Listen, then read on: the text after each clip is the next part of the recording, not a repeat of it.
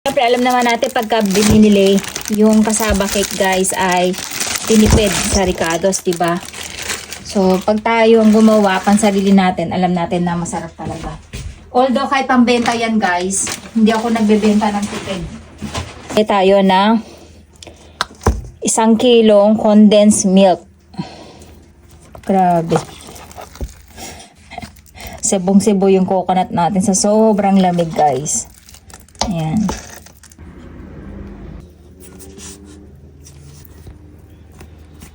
So, ito na guys yung ating kasaba mixture. At nilagay na rin natin yung ating butter, no? Ayan. Para hindi madry yung ating kasaba.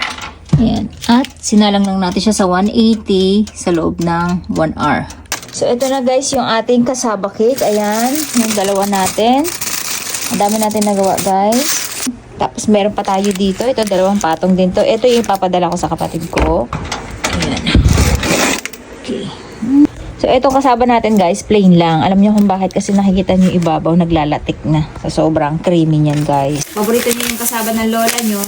So, ayan. Isang tira lang ako. Kaya mas ginapat ko ng kasaba. Ayan guys. Instead na...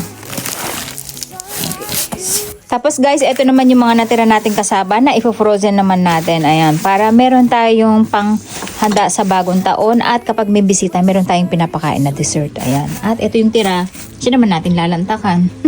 Ay, syempre hindi mawawala yung ating taste test ng ating kasaba. At ayan na nga, ang bango ng amoy. Amoy na amoy yung coconut at yung butter niya guys. Syempre yung tamis niya ng condensed milk ay saktong-sakto lang din. Itadakimasu. Sarap. Alam nyo, kahit 1.5 kilo yung nilagay natin condensed milk guys, saktong-sakto lang. Dito kasi guys, hindi per lata, per kilo may nabibili rito, kaya yun ang binibili ko. Mas madali ko kasing tansyahin yung per kilo, 2 lata talaga. Kaya lang, dahil 2 kilo yung ano natin, so nag-ano tayo ng 1.5 kilong condensed milk. Kasi kapag yung katsaba guys, lumalamig yan, tumatagal, tumatabang. Kasi yung time, para hindi matagas yung kasaba nyo. Malambot talaga guys. Tingnan nyo naman yung texture. Ang lambot-lambot.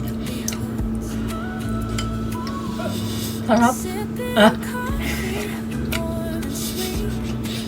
Nakagat ka pa. Bibig ko. Grabe guys, ang sarap. Umusok-usok pa. Sakto lang yung tamis niya guys. So syempre, hindi mawawala yung tsaa natin. Kailangan pag kumakain ng lola niya na matamis, nagtsatsaa din ako. Bagay na bagay siya sa otsa. Tapos ako pag gumagawa ko ng kasaba cake guys, hindi na ako naglalagay ng toppings, ng cheese, ng kung ano-ano sa ibabaw. Kasi ito lang sapat na. Ngayon kung gusto niya magpaka-special, okay lang nalagyan niyo siya ng cheese. Kasi masarap din yung may cheese, pambalanse ng alat. Kasi ito guys, sa sobrang lambot niya, parang may pagka-leche plan yung lasa niya, no? Yung ibabaw ng leche, ng kasaba. Ang sarap.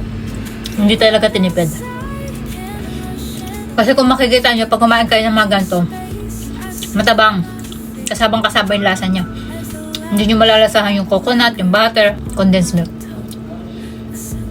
Kakain ko lang guys ng kanin. Tayong umubos ng kasaba. Sarap. Siyempre, huwag nyo kakalimutan guys, pag kumakain matamis, kailangan mag-unlock kayo ng mga utsa para hindi naman puro matamis yung kinakain natin, di ba?